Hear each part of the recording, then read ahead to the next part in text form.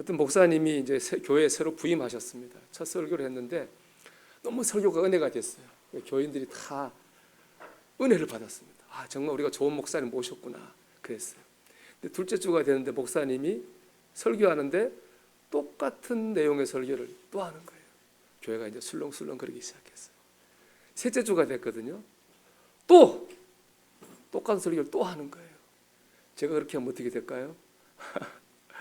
교회가 뒤집어졌습니다. 목사님을 잘못 모셨다고 우리가 이제 큰일 났다고 교회가 막 그랬어요. 넷째 주에서 목사님이 이제 똑같은 설교를 세 번 한 이유를 얘기했어요. 여러분, 좋은 말씀을 잘 듣는 것도 중요한데 더 중요한 것은 그 말씀을 따라 사는 것입니다. 그 말씀하셨던 맞는 말이죠. 좋은 말씀 많이 듣는 것보다 더 귀한 건 뭐예요? 우리가 말씀 따라 사는 거죠. 말씀 들을 때 역사하지만 말씀 행할 때 하나님이 이루시잖아요. 예. 저는 지난 4주 동안 매주 수요일에 속죄제에 대한 말씀을 전했습니다. 사실 오늘 설교는 지난 4주간의 말씀을 요약한 설교입니다. 어찌 보면 3번이나 같은 설교를 하신 목사님처럼 저도 했던 설교를 하는 것과 마찬가지인 거죠. 그럼에도 불구하고 제가 용기를 내서 오늘 말씀 전하는 이유는요, 이 오늘 말씀의 제목 때문이에요. 예배를 예배되게. 제가 속죄제 공부 4주 동안 하면서 정말 속죄제를 모르면 하나님 참예배를 드릴 수 없겠구나 하는 것을 깨달았거든요. 예배는 신앙생활의 가장 기본이고 제일 중요하죠. 이스라엘 백성이 애굽에 종살이 했잖아요. 모세가 바로 왕한테 가서 풀어달라고 그랬어요. 그때 풀어달라고 한 요청했을 때 내세운 명분이 뭐였느냐? 우리가 하나님께 자유롭게 예배하고 싶습니다. 풀어주세요. 바로 왕이 거절했죠. 하나님 10가지 재앙을 애굽에 내리셔가지고 바로 왕 손들게 했습니다. 자유롭게 해줬습니다. 결국에는 애굽에 출애굽한 목적이 뭐예요? 하나님을 예배하기 위해서. 구원이잖아요, 출애굽이. 하나님께서 저와 여러분을 구원하신 이유가 뭐예요? 하나님을 예배하기 위해서. 그 귀한 거죠. 예배를 통해 하나님 우리를 찾아오셔요. 만나주시고 힘을 주시고 능력 주시고 우리 삶의 문제를 해결해 주십니다. 예배는 너무 귀중하죠. 그래서 우리는 예배를 잘 드려야 됩니다. 그래서 오늘 저는 예배에 드리는 이 말씀, 이런 설교라고 생각해요. 고기를 잡아주는 그런 말씀이 아니라 고기 잡는 법을 알려주는 말씀이라고 생각해요.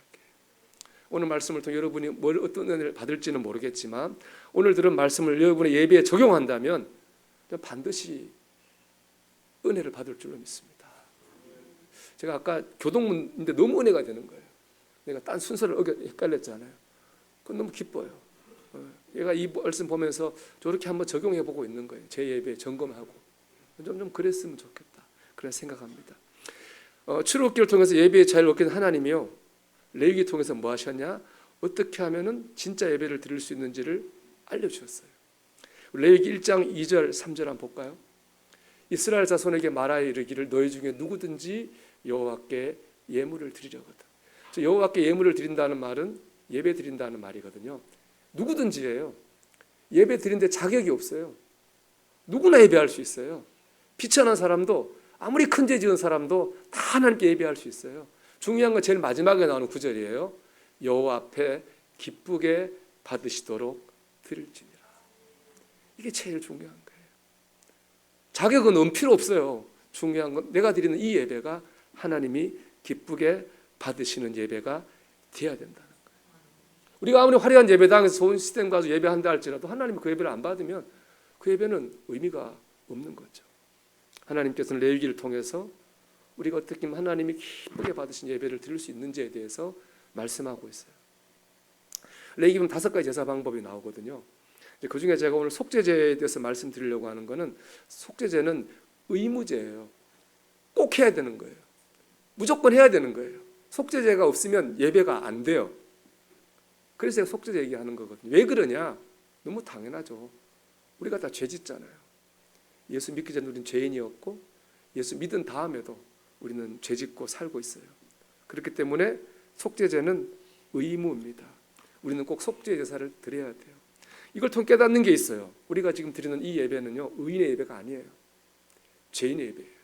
우리가 의인이 아니니까. 우리가 죄인이니까 우린 죄인으로서 예배를 드리고 있어요. 그러니까 감사할 수밖에 없죠. 하나님께서 죄인을 불러서 예배하게 하셨잖아요. 그러니까 우리가 예배당에 오면 제일 먼저 해드리는 뭡니까? 감사기도입니다.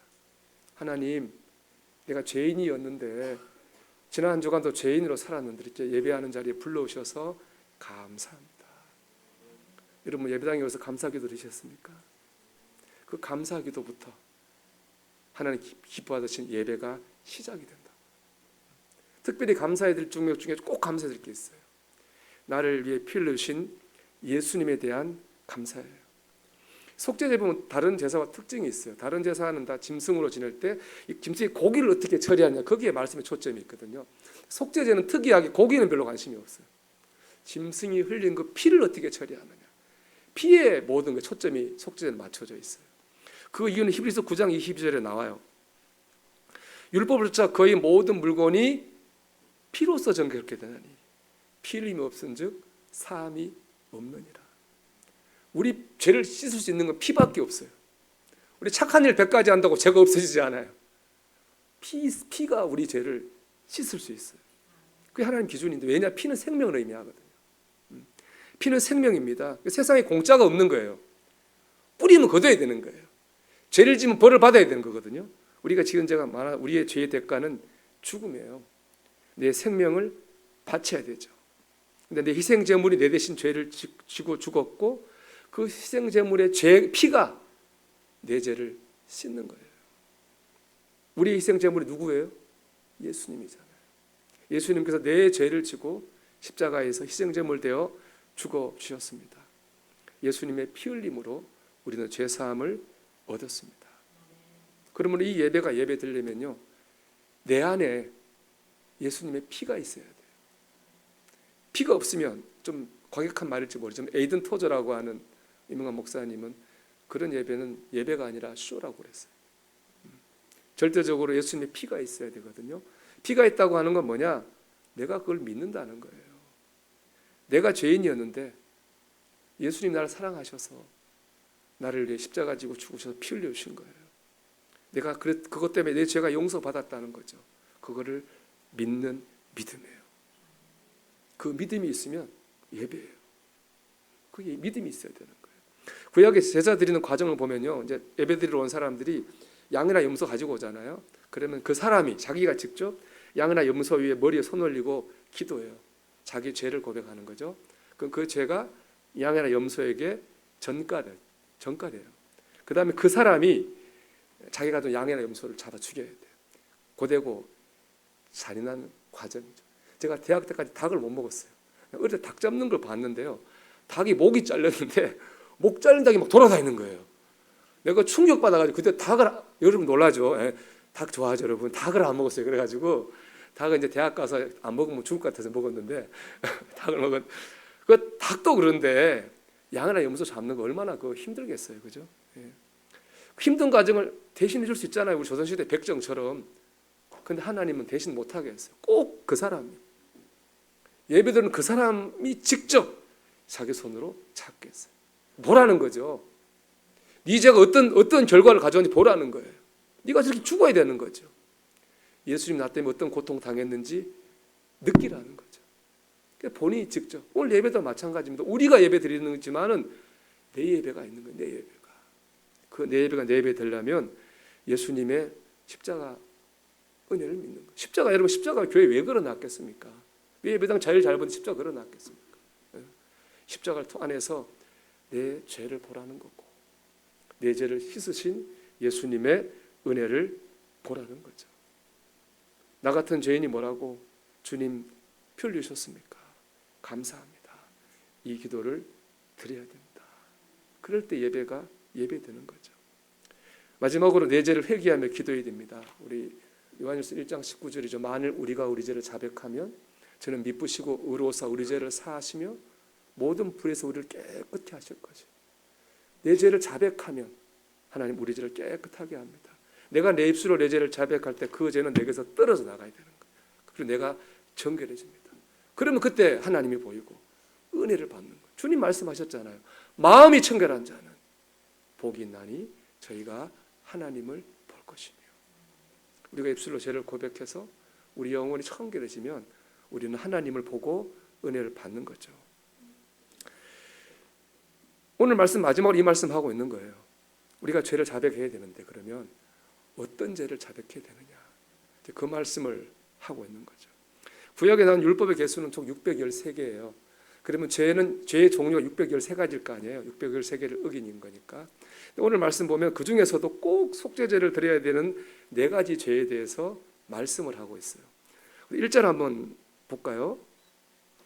만일 누구든지 저주하는 소리를 듣고서도 증인이 되어 그가 본 것이나 알고 있는 것을 알리지 아니하면 그는 자기의 죄를 져야 할 것이요 그 물이 그에게로 돌아갈 것이며 그랬습니다. 저주하는 소리를 듣는다는 말은 뭐냐? 법정에서 증인 선서하는 거 말하는 거예요. 법정에서 보면 증인 선서하잖아요. 내가 거짓 증언하면 위선의 벌을 받겠습니다. 그 벌을 받겠다는 말이 저주하는 소리거든요. 근데 그런 말을 듣고도 본 것을 본 대로 말하지 않으면 그 죄다. 속죄제를 꼭 드려야 되는 죄라는 말하는 것입니다.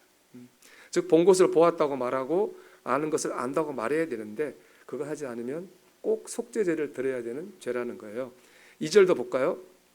만일 누구든지 부정한 것들 곧 부정한 들짐승의 사체나 부정한 가축의 사체나 부정한 곤충의 사체를 만졌으면 부지중이라 할지라도 그 몸이 더러워져서 허물이 있을 것이요.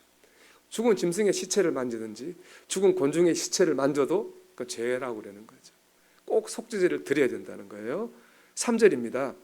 만일 부지중이 어떤 사람의 부정에 닿았는데 이 부정이라고 하는 건요, 피부병, 문둥병, 유출병, 혈류병처럼 부정하다고 하나님이 정해진 병을 말하는 거예요. 자, 그 사람의 부정이 어떠한 부정이든지 그것을 깨달았을 때는 허물이 있을 것이고 그런 사람, 그런 피부병 걸린 사람은 나도 모르게 접촉을 했어요. 그 죄라는 거예요.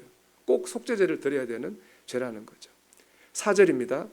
만일 누구든지 입술로 맹세하여 악한 일이든지 선한 일이든지 하리라고 함부로 말하면 그 사람이 함부로 말하여 맹세하는 것이 무엇이든지 그가 깨닫지 못하다가 그것을 깨닫게 되었을 때는 그중 하나에 그에게 허물이 있을 것이니 헛맹세하는 거예요. 성경 일독하겠습니다. 하루에 기도 이제는 10분씩 하겠습니다. 봉사하겠습니다. 그렇게 말해놓고 안 하면요 꼭 속죄제를 드려야 된다는 거예요. 내가 이제가 본대로 아는 대로 말하지 않으면 짐승이나 곤충의 사체를 만지고 가만히 있으면 나도 모르게 피부병 걸린 사람과 접촉하면 한다고 해놓고 안 하면 이 내가 이제는 꼭 속죄를 드리라는 거예요. 여러분 이 내가 이제 특징이 있어요. 뭔지 아세요? 너무 사소해요. 너무 작아요. 나라를 팔아먹은 것도 아니에요. 사람을 죽인 것도 아니에요. 때리거나 훔치거나 사기친 것도 아니에요. 그냥 우리가 보고 아는 거 있지만 입장이 곤란해서 말 못할 때도 있잖아요. 그 곤충 그거 만졌다고 누구한테 피해를 주는 거예요. 나도 모르게 사람들과 병 걸린 사람과 접촉하는 거 그럴 수 있잖아요. 그리고 헛맹세 우리 얼마나 많이 합니까? 작심삼일이 우리 다 있잖아요. 너무 작고 사소한 죄를 가지고 613가지 죄가 있는데 그중에서 정말 작고 사소한 죄를 가지고 이거는 꼭 속죄해야 된다 그렇게 말씀하신 이유는 분명해요. 큰 죄만 죄가 아니라는 겁니다. 작은 죄도 죄라는 거예요. 작은 죄라도 지었으면 입술로 자백하며 회개해야 돼요. 왜냐하면 그 작은 죄를 방치하면 큰 죄를 짓게 되고 재앙을 불러오게 되기 때문에 그렇습니다. 법정에서 본 것이 있으면 보았다고 말해야 되고 아는 것이 있으면 안다고 해야 되죠. 알면서도 침묵하면 안 되죠. 요즘엔 되죠. 묵비권이라고 하는 게 있잖아요.